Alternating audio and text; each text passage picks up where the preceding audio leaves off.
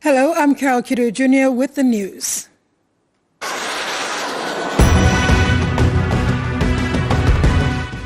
In this edition, SAB-related bill passed unopposed, Paita warns of early campaigning, and Garobi Nines launched.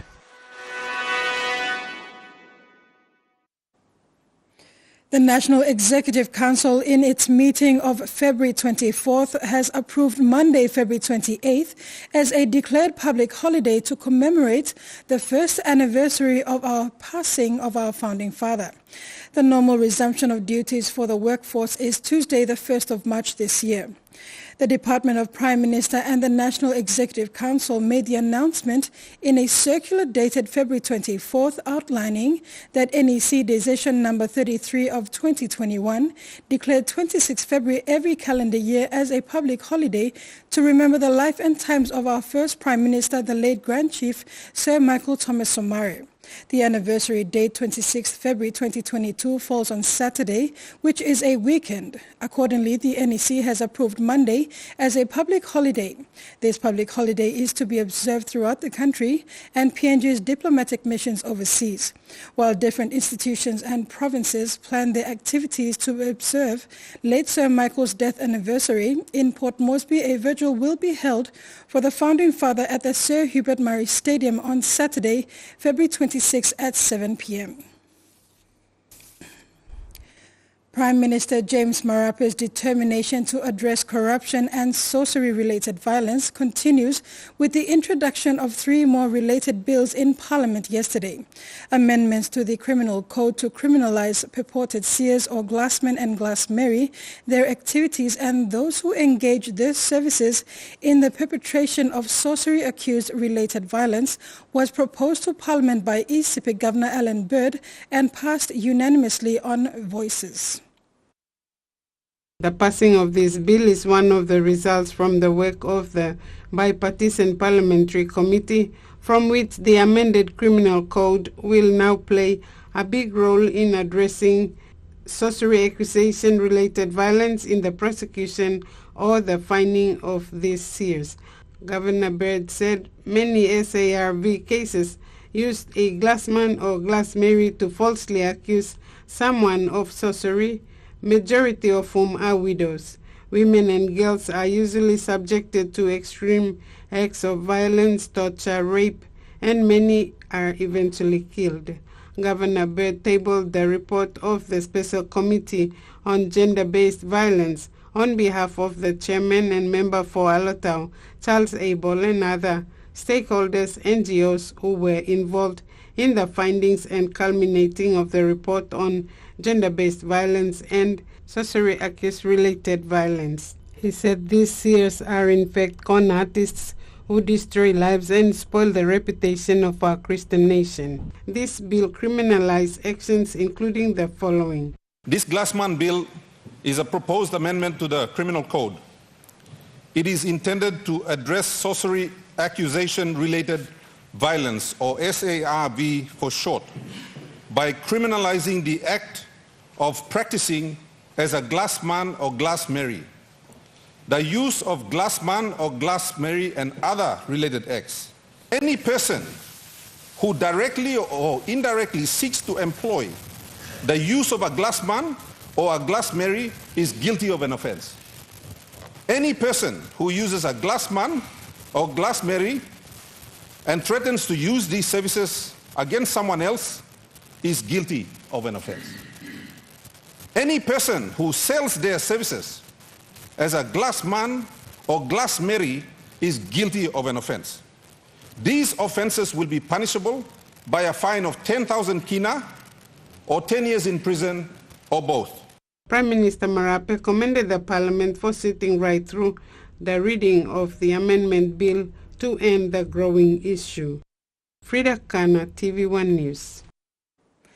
Minister for Finance Sir John Pundari announced in Parliament today that all government accounts, including districts, should now be in operation to allow for government services to reach rural areas. He said his office has already issued a circular to all the provinces and districts on the opening of the accounts. Finance Minister Sedzon Pundari has warned those provincial and district finance managers that they will be dealt with for not adhering to the directives from the office of the minister. Sedzon made these remarks after Kokopo MP Emil Tamur raised concerns on the closure of the district account. Can we start operating our accounts? Because IFMS for sure, Union of UC Metlol, provinces, the district blomi, Coastal blomi or same, so that minister can give him some talk or right lomi plaugata because some time when they give instructions from what must be provincial finance manager by got narapla talk, district finance manager by got narapla talk. So districts have their district budget resolutions and the expenditures according to procurement laws and processes. Mr. Speaker. Mr. Speaker, if any one of our finance managers out in the districts are not adhering to those instructions and circulars released by the Department of Finance, and of course the letter by the good Minister for Treasury for such transactions and for the accounts to open, then I'd be interested to know so those officers can be reprimanded forthwith. Sedzon explained that the government's IFMS system has been restored after it was hacked last year. We have restored it. It will take some time to have it rolled out to our provinces and to our districts, and therefore we will have to continue to use the COVID trust account as approved by our finance instructions, I believe, issued earlier by my department. Freddie Moe, TVWAN News. Minister for National Planning Rainbow Paita has called on leaders to stay out of campaign until the issue of writs. He stressed they need to attend Parliament and debate on important issues affecting the country. Leader of Government Business and Minister for Planning Rainbow Paita has urged all political party leaders to stop campaigning and wait for the issue of writs in April. Paita made this call after Makam MP Connie Iguan raised concerns that some leaders have criticized him for not delivering basic services to the district. 21 budget go finish na, you by give me this money or no got? Be asking you because aste, time you me sit down lo parliament stop. All sample leader blo disla house ya. All go lo electorate blo mina bagarabi mi one time pangu party government. Lo you know look sawe lo line blo mi lo Makam. Na you know give him money. Na money mixi mi go na walk kama bia. Nothing because all narabla money you blow go only mista bia. Now all go bagarabi mina pangu stop. You mista busy lo parliament stop na. Sample leader go campaign stop lo electorate stop. Iguan urged the Paita to release funding allocated for the roads in the Makam district as part of the criticism came from that incomplete sealed road along the Liron Plains. Paita assured the people of Makam that the funding will be released. Time iblo national leaders you must stop, lo parliament takes precedent, Mr. Speaker. We're looking for numbers. The opposition leaders should be in the seat right now, administering, discussing about issues and debates and all this. Election time will come. Let's respect government process now. Time lo parliament, you may come sit on lo parliament. Number one. Number two, Mr. Speaker. Minister Paita also clarified that most often issues on the road funding occurred because there is no unity among the provincial governor and the open MPs. Freddie Moe, TVWAN News. The U.S. Coast Guard cutter Stratton arrived in Port Moresby on 24th February for a port visit. During cutter Stratton's visit, officials of both countries discussed a bilateral shipwright agreement through which the U.S. and Papua New Guinea will cooperate to jointly combat illegal maritime activity in PNG waters. The shipwright agreement enables U.S. Navy vessels and USCG law enforcement personnel to work with host nations to protect critical regional resources. U.S. CG Shipwriter projects promote host nation sovereignty by enabling Pacific Islands partners to enforce their laws and regulations while protecting resources. The U.S. Coast Guard regularly exercises 11 bilateral fisheries law enforcement agreements with countries throughout the Pacific Islands region, including Cook Islands, Fiji, Kiribati, Marshall Islands, Micronesia, Palau, Nauru, Samoa, Tonga, Tuvalu, and Vanuatu. This is TV1 News. Stay tuned for more after the break.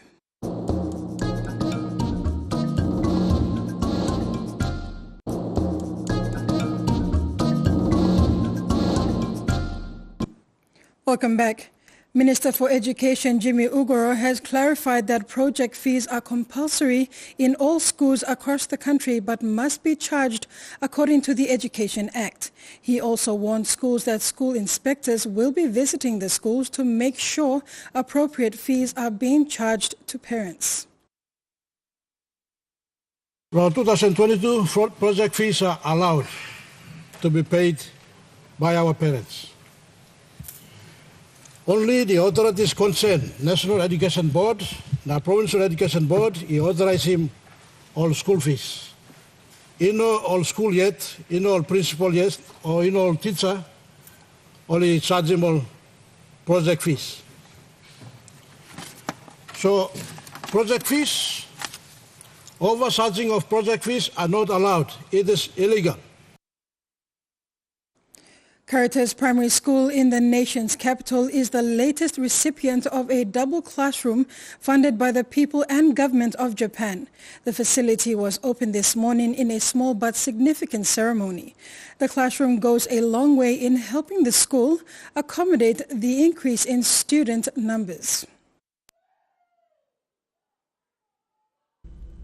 3 years ago, Caritas Primary School transitioned from elementary level to primary, and with the increased number of students, the institution sought assistance from the Embassy of Japan to build a set of classrooms to address this increase.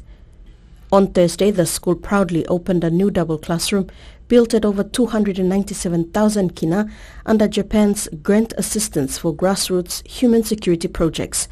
Japan's ambassador to PNG, His Excellency Nobuyuki Watanabe, witnessed the occasion among other guests. Ambassador Watanabe, who has only been in the country for 3 months, says he firmly believes that education is a vital tool to acquire knowledge and skills and also is a great investment for the future. The ambassador, school director Sister Senorina Kim, and wife of the project manager Monica Hayun, cut a ribbon to signify the opening of the new facility. Ambassador Watanabe went on to attach the plaque to the building. I know the school has been contributing to the primary education of this area by providing scholarships to students from poor families and accepting students at a small fee compared to other schools. We are very pleased to be able to support the Caritas School, which is making such efforts. The school was established to provide an education opportunity for children who lived in the settlements in the vicinity of the main Caritas institution. We now have 2 new classrooms. The support in the time of difficulty from the Japanese embassy will not be forgotten in the history of Caritas Primary School. I thank God for answering our children's honest prayers. On behalf of parents and students, Dame Jean Kekedo and young Pamela Wambon thanked the people and government of Japan for seeing the need in Caritas Primary School and coming to its aid. Some of the schools run by the churches, they give real time and real pride and real counseling to their children. Do invite you to make some effort in looking at the rest of our very hard-working schools and health centers in Papua New Guinea run by the churches. Salome Vincent, TV1 News. The Chief of Defense Force, Major General Mark Goyner, has commenced his unit visits this week, visiting the Air Transport Wing recently after commencing with the 1st Battalion Royal Pacific Islands Regiment on Tuesday, 22nd February. The unit visit is to allow the CDF to understand the challenges currently faced and how best to assess the units as PNGDF is undergoing preparations to support the Royal PNG Constabulary during the 2022 national elections security operations.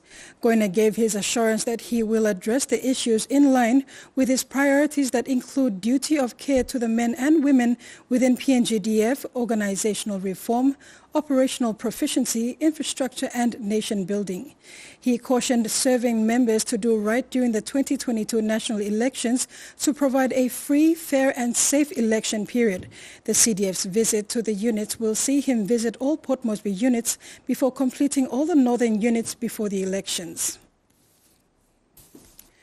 Sports is next after the break. Stay with us.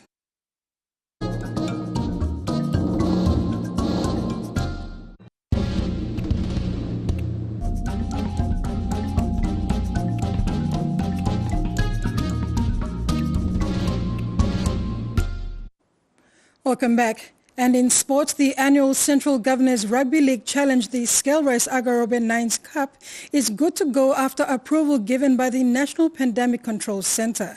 The tournament is again sponsored by Goodman International through its Scale Race brand. The two-day tournament is now scheduled for Monday 28th February to Tuesday 1st March 2022 at the Bava Park. A soft launch of the Garobi Nines Cup tournament took place at the Sir John Guy's Stadium. It was attended by Tournament Director Indi Verena, Goodman Fielder International Representative Shonginen Moeng, Dabaris Director Yubet Warupi and team representatives. 44 teams will compete in Open Men's Division and 12 teams in the Schoolboys Division. Prior to the launch, a short awareness session was conducted by staff from the Nupla passing team.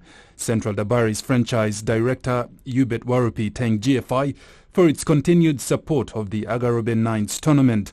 Warupi reaffirmed the vision and objective of having the tournament and that it is to identify and expose raw talent across rural Central and create a pathway for the Central Province franchise Dabaris. This is one part of the talent identification program. It also allows us to see where rugby league is present within the province. So after this competition has been held, we will sit down with each of the teams that have participated and do a little bit of a review and find out which parts of the province rugby league is very active, which part of the province needs a bit more help. So we come in and we help them. GFI's Retail Activation Manager said the company is honored to be associated with such a well-managed and run tournament and committed 20,000 kina. The plans and the vision that we all aim and strive for, I believe we have the ability to also deliver as people of the Central Province. And coming in line to sponsor, it's an honor to sponsor such a team that's prestigious coming from our history, and we want to also take it forward. Meanwhile, Verena reminded team representatives to prepare and educate their players about tournament rules and standards as per tournament objectives. Godwin Eki, TV1 Sports. Endorsements of athletes to the 2022 Commonwealth Games in Birmingham, United Kingdom will be announced in March 2022 after the PNG Olympic Committee Justification Committee meets at the end of February. National sports federations have been advised to provide all requirements for the Commonwealth Games preparations and for accreditation purposes whilst the Justification Committee is in deliberation. The list of athletes travelling to the United Kingdom for the Commonwealth Games as Team PNG will be announced in March. Targeted sports include athletics, beach volleyball, boxing, rugby sevens, squash, swimming, table tennis, weightlifting and para-sports athletics, and table tennis. PNG Olympic Committee General Secretary Ovita Rapila said athletics, boxing, squash and swimming will fill the open allocations quota, of which Papua New Guinea has only 31 slots available. codes such as beach volleyball, rugby sevens, table tennis, weightlifting and the para sports will have to qualify to participate in Birmingham. Rapila said the final team to the Birmingham 2022 Commonwealth Games is subject to final endorsement by the Justification Committee, respective qualifying systems and continuous monitoring of athletes' performance and preparations. At the third 2022 Commonwealth Games sports meeting last weekend, PNGOC advised national sports federations that letters of endorsements will be provided after the Justification Committee meeting in March. The general management team to Birmingham includes Michael Henau as chef de mission, Dorothy Semi as general manager, Dr. Kapua Kapua as chief medical officer, and Matthew Natush as head physiotherapist for athletes. Godwin Eki, TV1 Sports. PNG Weightlifting Federation President Sir John Dawenekura says up-and-coming weightlifters are being monitored and mentored to be the next breed of champion weightlifters. He said many raw talents have been identified.